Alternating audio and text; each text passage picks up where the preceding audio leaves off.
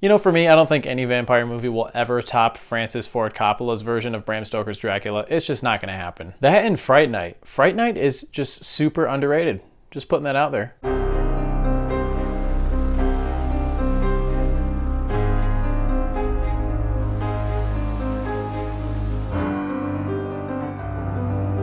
What's up guys, my name's Josh, welcome back to the channel. Today we're going to be reviewing The Last Voyage of the Demeter. This is a new R-rated vampiric horror film directed by Andre Overdahl. I think he's most well known for doing Scary Stories to Tell in the Dark, which was decent. This is a loose adaptation of a chapter from Bram Stoker's novel in which a ship called the Demeter sails from Transylvania to England, unknowingly transporting Dracula within their cargo. I feel like this premise is kind of genius in that it's essentially just Alien set on a ship, and instead of the xenomorph we have Dracula. We're introduced to our crew as they board the ship, and from there it essentially plays out like your common slasher formula.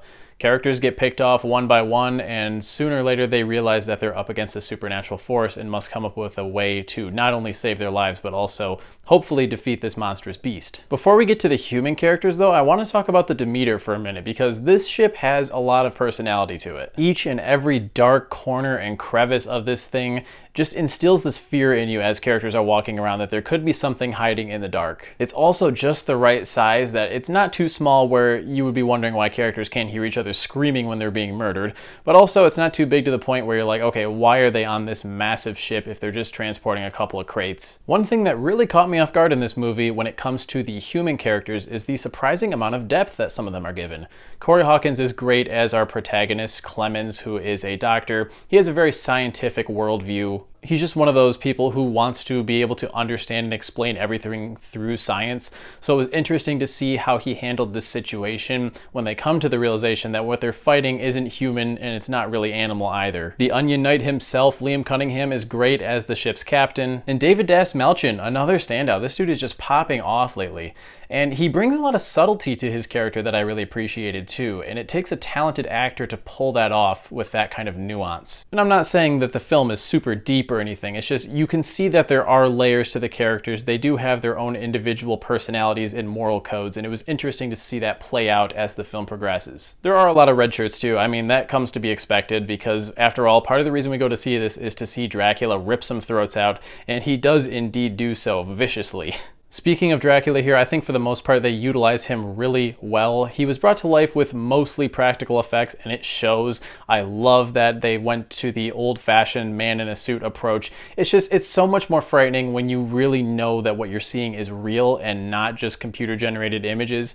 There are a few shots where they clearly added some CGI, and it doesn't look great. Early on in the film, I think they maybe show him a little too much. It's always smart to save your monster for the ending before you really give the audience a good glimpse of them. But I do like that when it comes to Dracula, the movie doesn't really rely on jump scares all that much. I mean, there are some, but there are also a lot of shots where he slowly emerges from the shadows and the shot just kind of lingers on him for a second. I'm not sure who the stunt man or woman is who played Dracula in this movie, but they did a fantastic job with the movements. Really creepy stuff. In addition to battling against the Count, the crew members also find themselves facing delirium. I mean, in this situation, it just makes sense that you would expect some people to go a bit crazy. When the film dives into the paranoia and delirium that the characters are experiencing, it almost gave me vibes of John Carpenter's The Thing a little bit. And beyond the vampire stuff, beyond the delirium, there's also the fact that they're in this isolated location in the middle of the ocean, and they really make the ocean feel like a threat too. And I'm glad they didn't shy away from that, because back in the 1800s, if you were to sail out for a couple of weeks,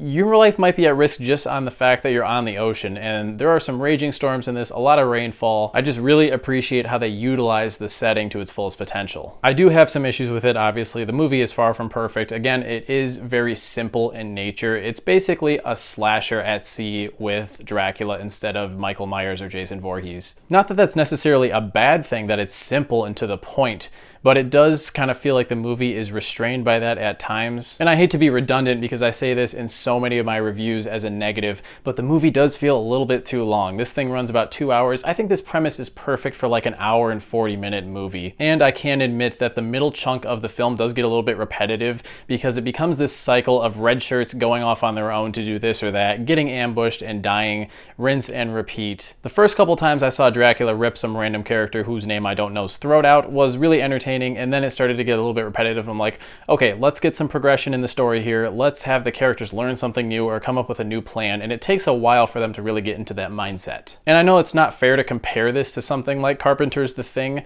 but what made that movie so engaging from start to finish is that every step of the way, the characters were trying to come up with new ways to expose the thing and figure out how to defeat it and make sure that it's gone for good.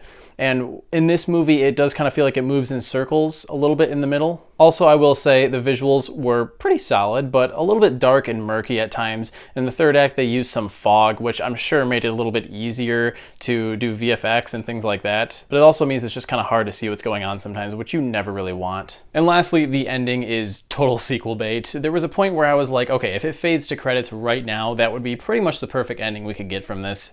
And of course, I kept going for another 10 minutes after that. But overall, I found this to be fairly suspenseful and quite entertaining. I'm surprised that the general critic score is as low as it is. I think this has like a 44% on Rotten Tomatoes or something at the time of me filming this. But I had a damn good time with this, so I'm gonna give The Last Voyage of the Demeter 3.5 out of 5 stars. I would absolutely recommend, if you're into vampires or just horror in general, that you go and check this out. So those are my thoughts on The Last Voyage of the Demeter. Really enjoyed it. Glad I went out to see it and gave it a shot, because I was a little sad when I saw the general critic response.